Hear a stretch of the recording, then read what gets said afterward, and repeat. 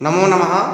अहम मनोरंजन पाठी आचार्य सरस्वती शिशु विद्या मंदिर माणिखंब बालेश्वर पे आज आम नवम श्रेणी व्याकरण पुस्तक विभक्ति विषय आलोचना करवा।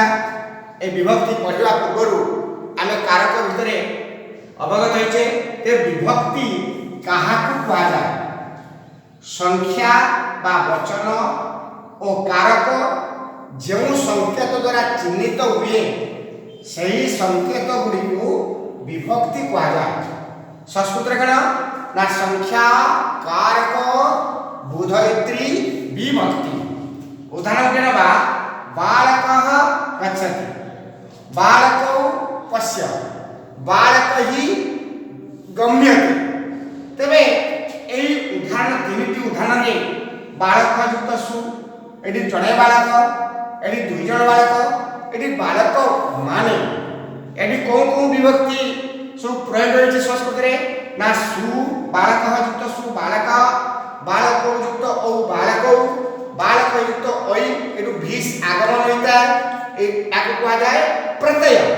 ए प्रत्यय मध्ये अछि सुऔज समर्थ स्टाम व्यापिस वे व्याभ्यस पसी व्याभ्यस मसुका पुसुक सुऔजस। ए विभक्ति केते प्रकार रो सात प्रकार रो विभक्ति। प्रथमा विभक्ति द्वितीया विभक्ति तृतीया विभक्ति चतुर्थी विभक्ति पंचमी विभक्ति षष्ठी विभक्ति सप्तमी विभक्ति। ए उक्त सात प्रकार विभक्ति को मुख्यतः दुई भाग में विभक्त करा अछि। कौन कौन? एक कारक विभक्ति दुई उपपद विभक्ति। कारक विभक्ति का कहा जाए ना क्रिया जुगरे होइतबा विभक्ति को कारक विभक्ति कहा जाए। उदाहरण कौन? शिक्षक नमस्कु नम युक्त कुरु तेणु ए नम पे उपपद तापर क्रियापद प्रयोग होइपारु एटा होछि कारक विभक्ति। से भली पद जुगरे होइतिबा विभक्ति को उपपद विभक्ति कहा जाए। शिवाय नमः। तेबे ए नम शब्द जुगरे शिव चतुर्थी व्यक्ति होइछन्ती तेणु ए शिवाय होइछि तेणु एटा होछि उपपद विभक्ति। ए गोटे सूत्र अछि उपपद विभक्ति कारक विभक्ति बळेसी। उपपद विभक्ति ठारू कारक विभक्ति बलवत्तर। से बोले आ गोटे मध्य उदाहरण नै बोलबा राम राजमणि सदा विजयते राम रमेशं भजे।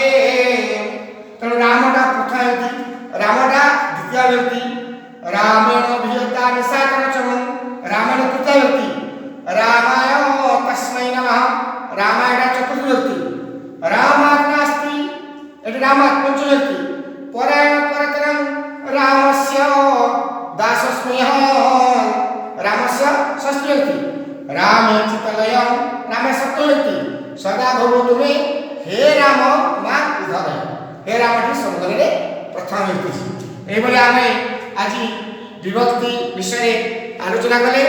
परवर्ती कालानुसारे आमे कारक विभक्ति सहित सूत्र किबई भाव में अनुवाद करि परिबा ता विषय आलोचना करिबा।